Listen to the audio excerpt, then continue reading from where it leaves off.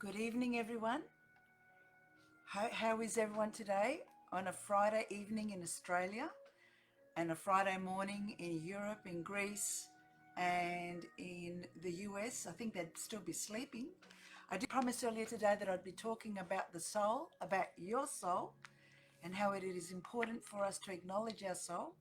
And so I hope you stay tuned. I won't be too long for Friday night.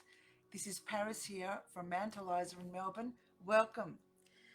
Okay, so what prompted this, friend? The words that triggered my soul. Write the words, or the songwriters write the words as to how they resonate with them according to their life experiences. And you can grab any song and you can relate to it any way you want. And your subconscious, your soul, picks up on those messages and sends you messages then consciously. So the words that triggered me from Adele's song Hello were, I was wondering if after all these years you'd like to meet. But what I did, friends, when I was listening to the song, is I was talking to myself. I was talking to my soul. I was talking to who I was as a teenager, as a child, in my 20s, 30s, 40s. So when I'm listening to these words, I'm going back speaking to myself, not an ex-partner or a parent or anyone else. So if you think of yourself, while I read these words out very quickly and briefly, think of who you were as a child, as a teenager, in your 20s, 30s, etc., according to your age, and see if they touch your soul the way they touched mine. I was wondering if after all these years you'd like to meet, to go over everything. They say that time is supposed to heal you, but I haven't done much healing. Hello, can you hear me? I'm in Australia, dreaming about who I used to be. When we were younger and free, I've forgotten how it felt before the world fell at our feet. There's such a difference between us and a million miles. Hello from the other side. I must have called 1,000 times to tell you I'm sorry for everything that I've done. But when I call you, you never seem to be home. Hello from the outside. At least I can say that I've tried to tell you I'm sorry for breaking my heart. And it doesn't matter. It clearly doesn't tear you apart anymore. So friends, these are just a few words from this beautiful song that I was listening to from Adele. And it got me thinking about my soul and how we've all disconnected from our souls because of everything that's going on in the world. And I tell you, friends, if you want to heal yourself and us to heal this world, we better connect with our conscious, and it pushes our soul, pushes all our thoughts. Because if we're not connected with our soul, it's very hard for all our confidence, our inner strength, and all that to come forward. And now is what we need, whether you're in Australia, Europe, Canada, America, anywhere in the world. We need our subconscious, our soul, to be kicked out to our conscious so that we can remember who we are, why we came here for on earth, and what our life purpose is. So what I did is I went through my library, and I've got so many books. I would go to the secondhand bookshops. I would go to all sorts of bookstores out there that I could possibly find to learn about the soul. And I've got a few things here that I'd like to share with you about the soul. I've marked some here. There's a few books here, Transforming the Soul. So these all about, they connect how our personality is, the experiences we have, healing the eternal soul. And I'll go through this book with you here. I've got some other ones here. The Soul Purpose. 100 Ways to Keep Your Soul Alive. I may go through that first to keep it a bit light before I get to the heavy stuff. Betty Shine. She's also a medium, as I am myself. and I have quite a few of her books, and she mentioned the soul here. So let's see, excuse me. So let's see 100 ways to keep your soul alive. I hope you enjoy this, friends. I wanted something light. I always want to talk to you all, but I wanted something light in the evenings because I'd like you to go to bed having sweet dreams, having enlightened dreams, having dreams that don't make you feel heavy in your sleep, but something to tap into your soul and to awaken something. So the next morning, in the next few days, you do something different in your life because your soul is pushing through to your consciousness. Okay, so I'll just put my glasses on. Do you like my little arrow mister in the background? Changes colors. You'll see it changing colors. 100 ways to keep your soul alive. Be compassionate. Compassion is the basis of all truthful relationships.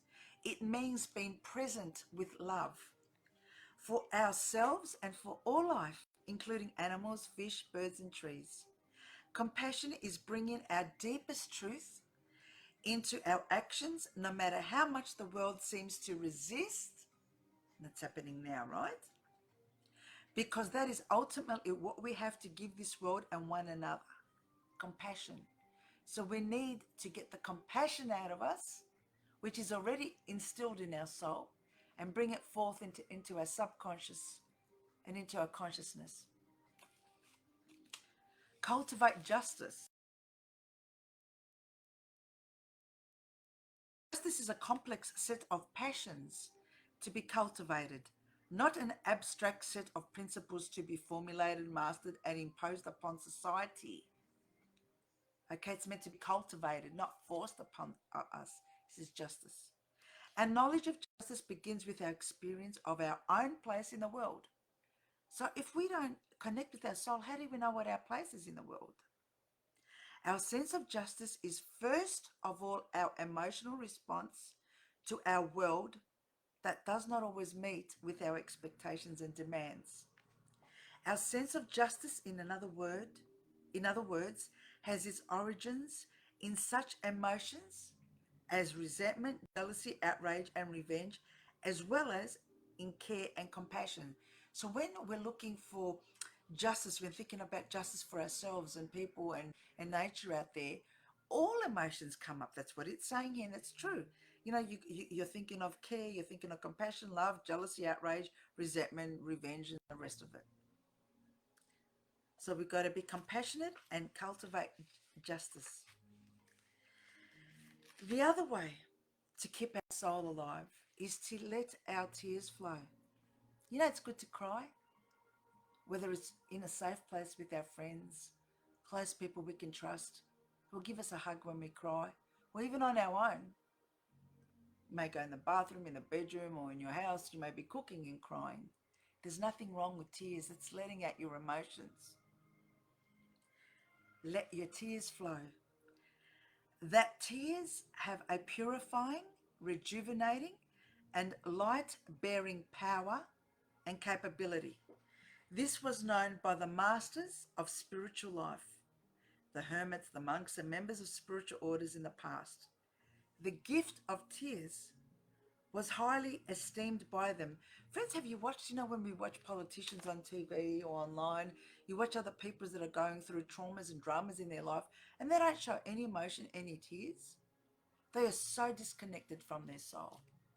So disconnected because the emotional and the soul go together. And just as the moving waters precede the appearance. So this is part 2 of souls. I'm talking about how the soul, how we resonate with our own souls and how to connect with our soul. So 2, another way to connect with our soul, about magic. Magic is a sudden opening of the mind to the wonder of existence. It is a sense that there is much more to life than we usually recognize. That we do not have to be confined by the limited views that our families, our society, or our own habitual thoughts, familiar thoughts, impose on us. That life contains many dimensions depths, textures, and meanings extending far beyond our familiar beliefs and concepts. To think magic, friends, try and manifest all the good and the love that you want in your life. Whatever you want, coming from good and love, think of it magical, you can manifest it. Let's see what another way to keep our soul alive. Let's have a look.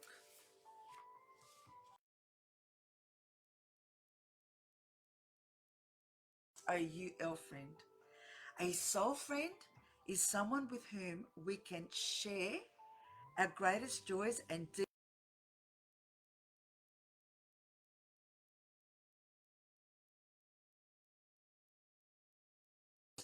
perhaps most unarticulated dreams. You know, friends, I think the thing that most of us want in this world, or a lot of us want in this world, those of us who are very deep, sensitive, and empathic and intelligent in our life, is that we really want someone, a soul friend, someone that we can just call or speak to, and we know that they will understand us, that they will be there for us. Isn't that what we really want? Okay, so that's 100 ways to keep your soul alive. It's amazing. It's a great little gift to give someone if you want to Google it and send it as a gift to someone. So let's have a look here what Dina Jarvis says about the soul purpose. It's just a little paragraph, friends. Just a little paragraph. I'll just put some music up for you so you can have some nice music in the background. This is the book. Beautiful image, isn't it? The soul purpose. What is the purpose of life? What is the goal of life? After getting such a rare gift as a human life, if you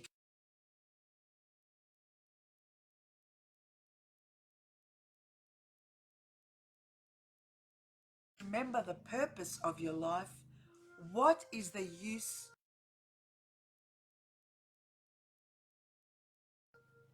Someone gives you a book, something to educate you. It's a gift of knowledge. If you don't read it, if you don't go through it, what's the point? What's the point?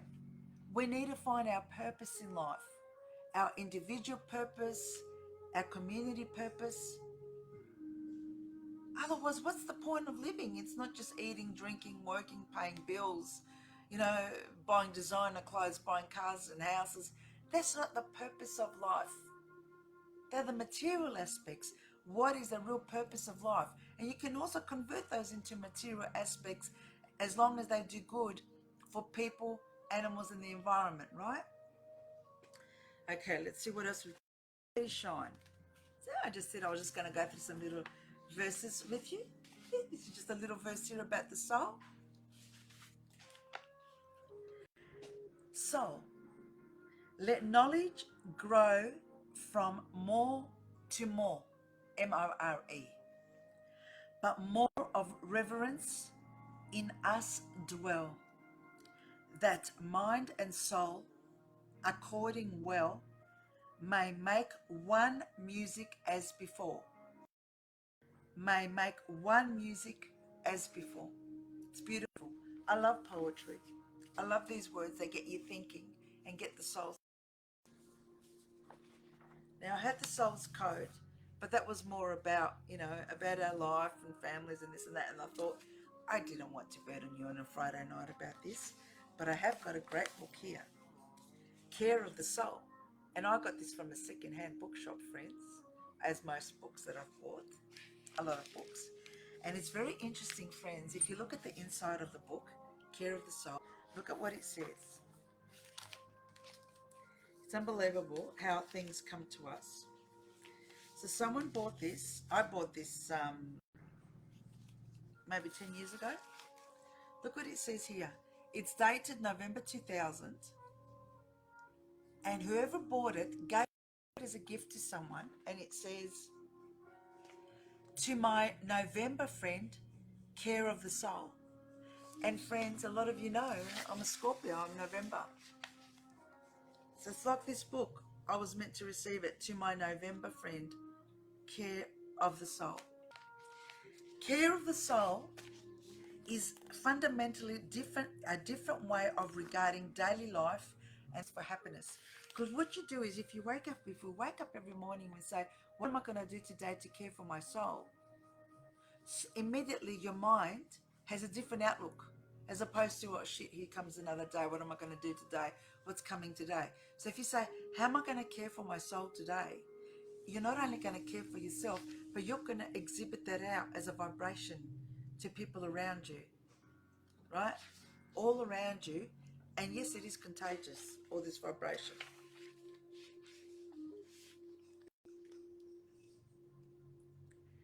Care of the soul means several things: attention, devotion, husbandry, adorning the body, healing, managing, being anxious for and worshipping the gods, it says here. Well,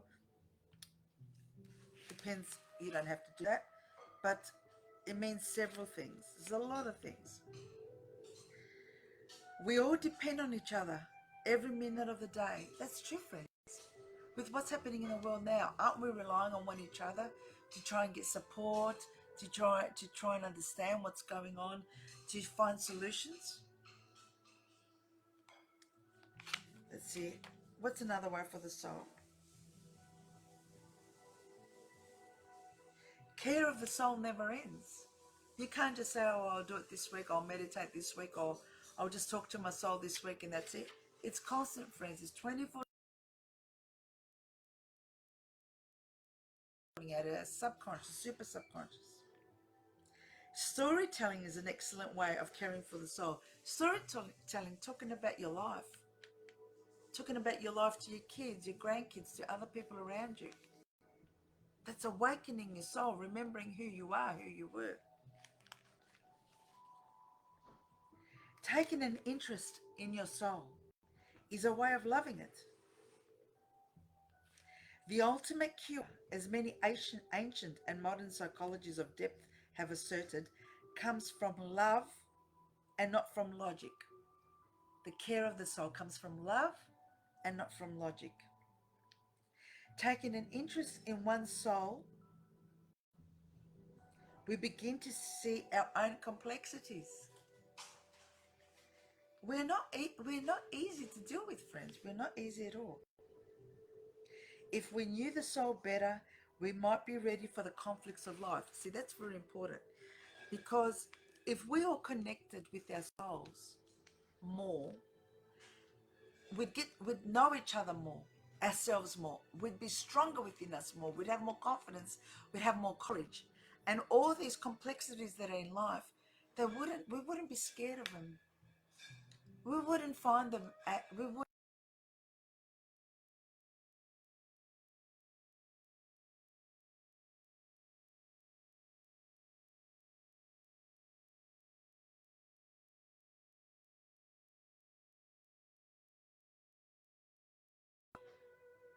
a lot of religions, a lot of communities, the elites have not wanted us to connect with our soul. Because if we did, and when we do, we become stronger, we become smarter. Our third eye goes crazy with knowledge, with common sense, logic, and strength. They don't want us to connect with our souls. Because, friends, if we were more connected with our souls, we will not be going through what we are going through in life now. 2021 July. These things will not be happening in life. No one would be able to impose all these physical and emotional restrictions upon us. No freaking way. Let's see what else to say about the soul. Love of your soul asks for some appreciation for its complexity. So if you love your soul and you say, I love my soul, you are also saying, I appreciate that my soul is complex, that I'm complex. Let's have a look. We may come to appreciate the soul's quirks.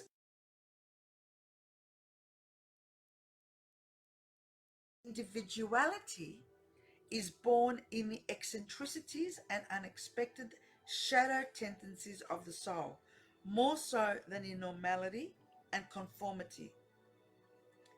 So what it's saying is that if we are more aware of our soul, and most of us have a soul. I'm not saying everyone has a good, pure, loving soul. There are a lot of evil and dark souls out there, right, from living people. But it's saying that we would understand more and realize more the topsy-turviness in our souls of why we behave the way we do.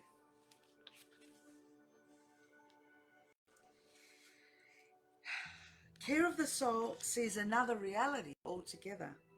It appreciates the mystery of human suffering and does not offer the illusion of a problem-free life. See, that's very important, friends, because when we really understand our soul and what the soul's about, we don't expect quick solutions like that, because that's not real life. That's not what life is all about. That's not what life's about. We go within in our soul to find the solutions. We don't try to Google or try to find quick fixes. There's no such thing as quick fixes. And this is also another reason why we have a lot of problems on this planet, is because most people are looking for quick fixes. They don't realize that's not how the world works. The soul is a system. We need to go within the soul system to ask questions, to investigate, and to find out, what do we do? What do we need to do? What have we done wrong?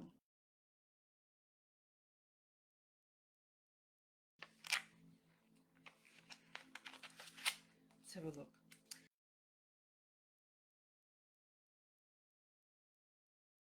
Immediately inquire into the condition of family life. That's the other thing.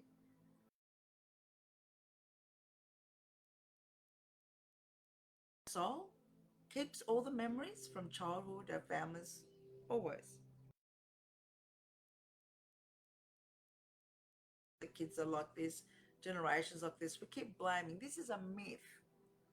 When we see society torn apart by crime, we say, if only we could return to the good old days. Well, friends, there were no good old days. They were feeding people to the lions thousands of years ago. There's been so many things happening in life. Abuse, exploitation, slavery, happening in Australia too, still. There were no good old days. We didn't have the internet to learn about these things then. Was the family ever free of violence? Many people who come to therapy today were raised in the golden age of the family. So what this is saying is, friends, and I can confirm this as a counsellor too, is that a lot of people that come to therapy in their 50s, 60s, 70s, now they are saying that when I was a child 30, 40 years ago, there was the abuse, the exploitation, the misunderstanding from family. So there weren't any golden years. No one has grown up in a perfect family. If you think you've grown up in a perfect family, it's because your family have not really discussed everything that's going on in the family. And when there's skeletons in the closet, these things end up coming out.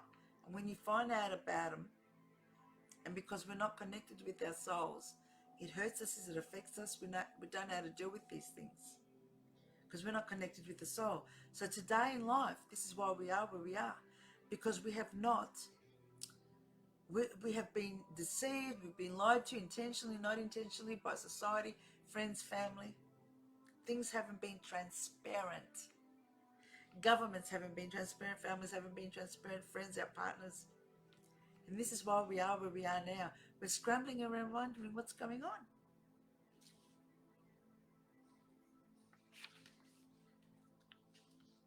We may need simply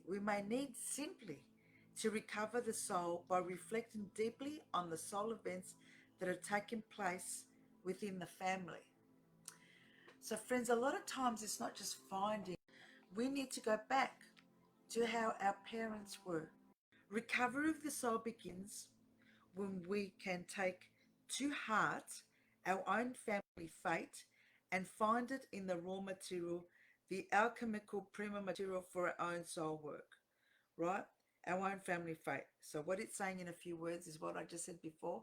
that if we can reflect a bit on our families, what we experienced, why we experienced, and everything that happened, that can help us to develop our soul also, right? To learn more about our soul.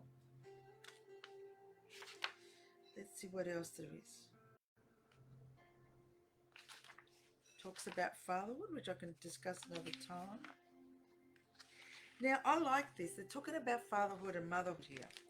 Motherhood, mothering, involves not only physical survival and achievement, it's also concerned with guiding a child to his or her unknown depths and the mystery of fate.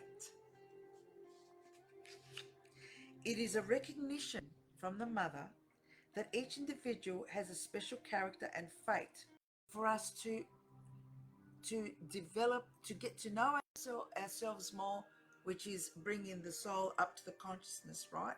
So it's saying a bit about mums and dads, how we should allow our children to bring their own souls forward, their subconscious forward, because then they can grow up to be more healthy mentally, physically, because the soul knows what we need to eat, how we need to think, how we need to live.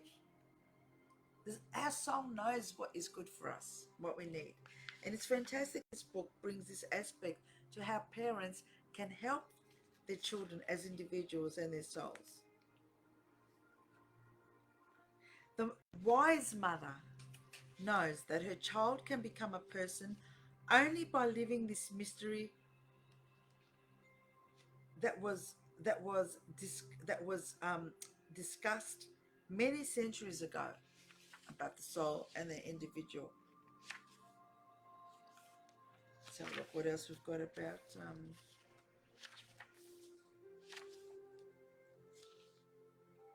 the ego development and positive self-concept are considered important ingredients of a mature personality. Now you're probably saying, Paris, what are you going on about here? Friends, these words that I'm saying to you will stick into your soul, right? And hopefully they'll make you feel a lot better in the next few days and switch on your soul. That's what I'm trying to do. I'm trying to switch it on. The story is about knowing oneself as well as loving oneself, and that self-knowledge, right? And knowing oneself and self-knowledge. So look what else there is.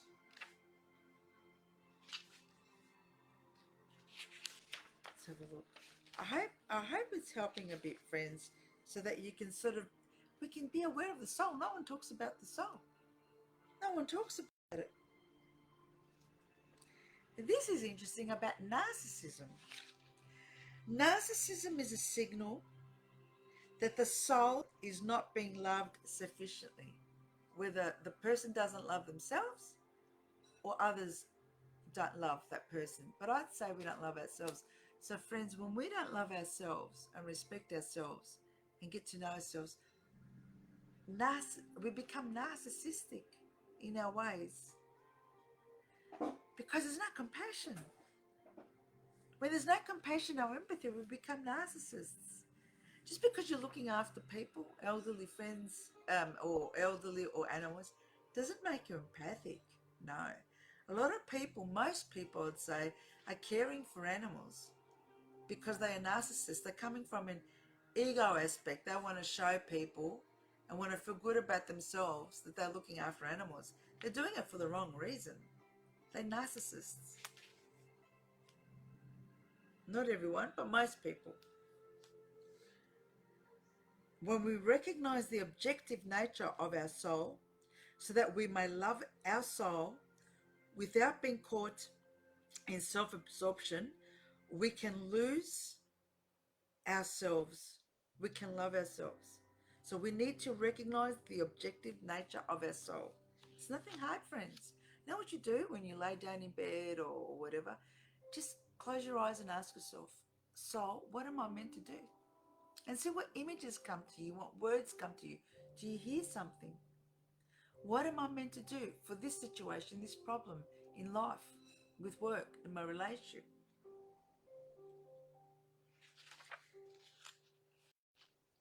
it is clear that love is never simple, that it brings with it struggles of the past and hopes for the future, and that it is loaded with material that may be remotely, if at all, connected to the person who's the object of love. It is clear that love is never simple, that it brings with it struggles of the past and hopes into the future, and that it is full with stuff that may be remotely or connected to the person who is the parent object of love. It's called baggage. Baggage. You know, baggage, we all have baggage. Let's have a look. But love itself is eternally young and always manifests some of the fun of youth. The emphasis is on what love does to the soul. Does it bring broader vision? Our soul, our soul is developing. It may not be going forward, but it's getting all this information and knowledge. But then we have free will choice as to how we want to move on in our life, right? Our soul is us. You ask your soul, what am I meant to do? Where am I meant to go? There is something about being in love that wishes for blindness, pure absorption, and freedom from complexity. It is, friends. The most beautiful thing is about being in love. Being in love is like being in imagination. Haven't you been, when you've been in love and you're talking to someone that you love, who you love, and you sort of feel like you're on another vibration? So friends, I hope you enjoyed this. What else have I got here? The soul needs amorous sadness. Now that's terrible. You know, when we get upset in love. The soul apparently needs sadness from love. It is a form of consciousness that brings its own unique wisdom. And it's so true, friends. When we have breakups, tragically, when we have breakups, we love someone, we break up, it's tragic. When someone has abused us and hurts us, it's tragic. But look at the wisdom that's come out of that. We may have to go through the same shit once, twice, three times, but look at the knowledge that you've obtained from the sadness from love, right? Look at the wisdom that comes out of it. Is it unbelievable how such wisdom can come out of something so beautiful or something so sad?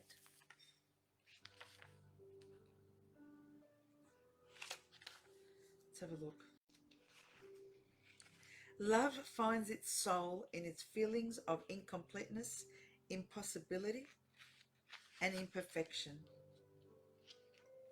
The soul yearns for attachment, for variety in personality, for intimacy and particularity.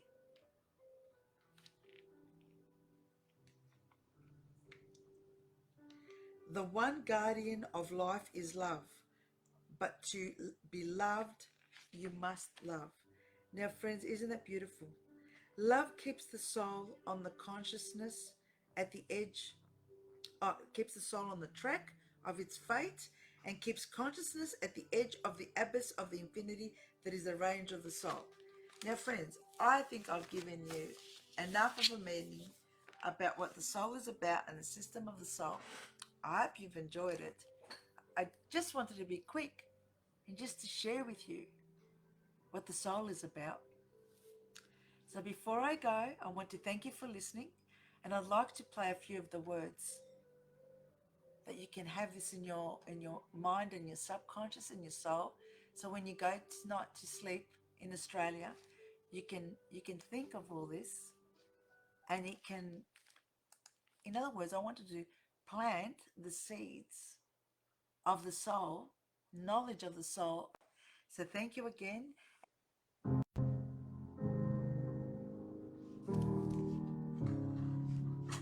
Hello, it's me. I was wondering if after all these years you'd like to me to go over everything. They say that time's supposed to heal ya, but I ain't done much healing. Hello, can you hear me? I'm in California dreaming about who we used to be when we were younger and free. I've forgotten how it felt before the world fell at our feet. There's such a difference between us and a